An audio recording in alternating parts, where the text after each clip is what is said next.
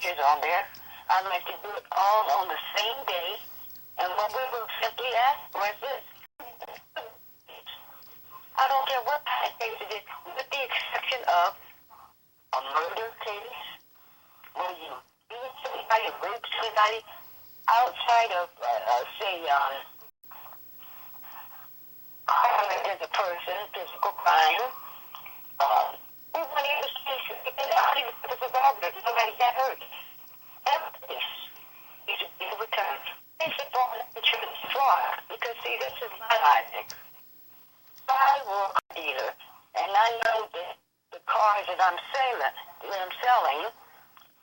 didn't have engines, and you go to take me to court, the judge will say, no, even though such and such sign it, that's because it was fraud. But the same thing goes to them. They knew it was fraud.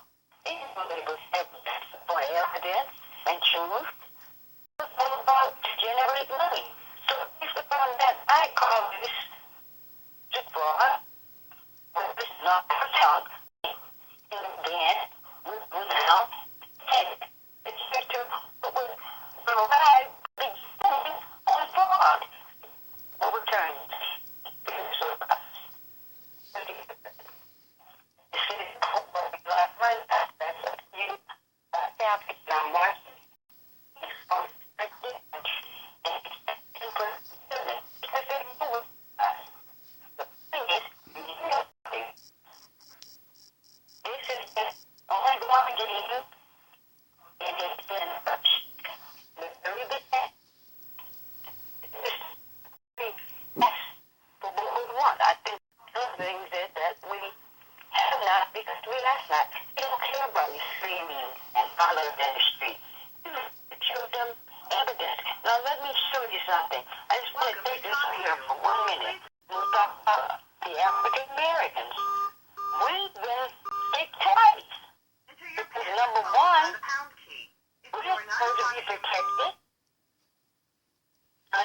Hello, I'm here. I'm sitting here. I'm trying to hear. We're getting ring, but it's not good quality. So I'm trying to establish a backup to see if I can get a better call quality. So, but hang on. Go ahead, continue. Okay, okay. We're going to talk about the African Americans for a minute. Three things, as a matter of fact. Well, we've studied, it shows that it was never even ratified. What they did is this, and I've been hollering about this for years. Can't get anybody to hear me, but we're going to talk about the direct. Oh, God. Okay, listen, it's okay. Everybody can hear. If you can't hear us, let us know. I guess we can hear. Yes, I can hear you. I think it's important. What you're doing, then you're not thinking that they hear. But let me move on to this point.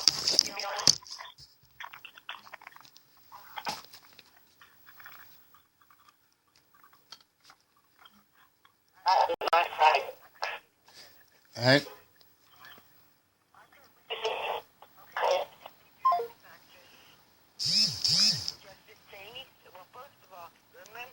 Told you nothing is done by accident. Everything is always planned. Now I'm going to take you. They knew the slavery was about to come to the end. So what they did, they allowed Dred Scott to come through because they already knew what the decision was going to be. And that decision from Justice Taney from the United States Supreme Court said, there's no law for the Negro that a white man is bound to respect. Okay, but nobody paid attention. Like, we're not paying attention now.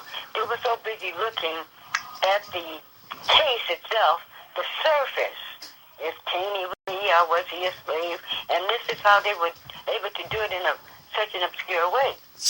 Okay, so then it became so much ruckus, they placated to you. And they said it in their own words, that they were going to make us inclusive under the 14th Amendment. But the fact of the matter is, they never did. Now, some people might say, oh, yes, they did. Well, let me show you something. You can look it up yourself. Before a law becomes a bill, it has to be an act first. We fell under the Voters' Right Act in the 1960s. Well, the question is, when is that act ever going to become a bill? Why hasn't anybody addressed that? This is why every 20 years we have to have permission to continue to vote. Because we're under an act. An act is not a law. So I'm saying this to say this to you and me.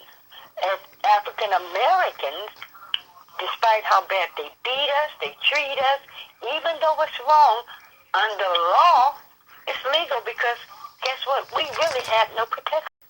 So that in itself has been a sham. The only time they allowed that to apply to you is when it was something that they didn't have a nickel and a quarter for. If you're suing your neighbor or your friend, but let you go against the government, you're going to lose. Let the police beat you. He's always in the right, but they never told you. So we got a double whammy. I just want to put that out there. Mm-hmm. But what I think we need to do, I think we need to come up with a petition that is inclusive of everybody. Ask that every case be revisited. We would like to have centers placed, like California, we may have to have 3, depending upon the state. Some states may need 2. Given reasonable amount of time, people could come there and just have it overturned. No questions asked. Because guess what? How do you ruin a man or a woman on something that you know bogus? You knew it. It was a plan from the beginning. The purpose told us. He has laid them out. He's told you that this has been the game. I have a friend out here. He has been able to find the codes for the QSIP when they're extracting money off of your birth certificate. That's right. He's got the code book. So it's real. I didn't want to believe it, but it's true. This is why when it comes to a ticket, I don't care if it's a walking ticket, whatever the case may be, you're going to lose. Now that immunity has been removed and these people are shaking in their boots. Now we just had on Facebook, you just had a laboratory person, the one that works in the lab, they're admitting they pay us to find you guilty, whether it be a traffic ticket or murder, whatever it is. It doesn't matter. Guilty, and they're not looking for truth. The truth is not what they're concerned about. Is how to extract money off of you. It's your children. When you go there, you and your husband, wife, you're arguing, they're going to keep you in there. They're going to send you to anger management class. They're going to send you to reconciliation class. All these things because it's been money. That's what has been going on. Now that we're supposed to be going back to the republic, that means states are going to have rights. However, the feds are going to make laws whereby they have to stay within the confinement of those regulations. However, you're going to see some states do some crazy things there. But I tell you what, you probably won't see them sending too many people to prison because they're going to get this money from the federal government. That may stop them. But I'm very concerned that the new way, this is my thinking, because I know how to think like them. So they'll think, you get some big bad guy with some suspenders who'll scratch his head, say, oh wow, I think I got a good idea. Well, we probably can't get any money to send them to prison, but guess what? We can get them on the health side. So now I think mental institutions are going to become the new prison. Mental health. They're going to always have something. So I would advise you, not as an attorney, but as a friend, I would say, I would not, the devil can't come in unless you invite him. Try to settle your own disputes. Stop calling them. Stop putting them into your lives. Most of the time, we call them, and they come in. But they don't come in with the intention that you called them. You gave yourself, in other words, you put yourself before them. You brought yourself to their attention.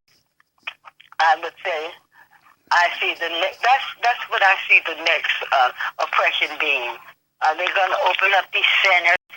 I see conservatorship, where you can't handle your affairs, and your family is not adequate enough, so they're going to have to handle your affairs. Or I see mental institutions, but they won't call them mental Or institutions. nursing homes. Or nursing homes. No, it wouldn't be a nursing home. It would be it would give it another name, and I'll tell you why I say that. Because I don't know if I study a lot. I don't know if you saw that, where Mitt Romney, with Bain Capital, he's buying 17,000 facilities all over the country. So when I saw that, see what I do, I look at I don't do what the poor people do. Mm-hmm. And I don't watch what the poor people do. I watch what the rich people do, and that gives me a clue. Right. He's the only one buying 17,000 facilities. Nobody even knows about it. And these facilities are going to be utilized for people that are coming out of prison, or people that are homeless, or people that they decide is not adequate or capable enough to handle their affairs. So already he has got a monopoly. That's what I see. Okay. And he announced that when he was running for office, and I haven't heard it on Facebook. It was said one time, and it just vanished. But I pay attention because I like to know which way they're going to move. Yes. So all these people hollering, well, I see evidence. They don't care about your evidence. I don't care how good. Your case is only as good as they're going to pay you. If they're not going to pay you anything, your case means nothing. These people don't care about, this. They don't need to hear all that because they already know what they're doing. Now, I'm going to say this to you. The only reason that I was able to get them to reverse those 30,000 cases, even though I had the evidence, but I don't fight like that because they don't care about evidence. They already know. They know better than you what they've done. Mm-hmm. They don't need you to tell them. How I was able to do it is that I was able to find criminal activity on them. Therefore, they had to give in a little bit because they were caught. See, I had the deed to one of the, well, first of all, let me say this. Los Angeles County has the largest trial court in the world. And I had the deed to the children's court. And it was owned by a person that sat on that board of supervisors. Some states call them aldermen. I thought it was supposed to be a public building. Well, if it's public, how are you owning this? Your name is on the deed. So when he saw that I had it, well, he turned red as a beet. And then he tried to get out of it. And I said, well, let's take it to the news and let's see what the people have to say about it. And so then the next thing I know, and then I was able to find out that they were running their schemes inside the court. But more importantly, I had the letter from the attorney saying that he was the attorney for all the judges in the LA County. So, okay, so you're the county, you're the lawyer for all the judges. Well, then how are they using you to represent these kids? So you're advocating in front of your client. You can't advocate and advise. You can be an advisor and an advocate too. How is this happening? So no wonder these parents are losing. This is why you're losing, because they've already got the deck stacked on you.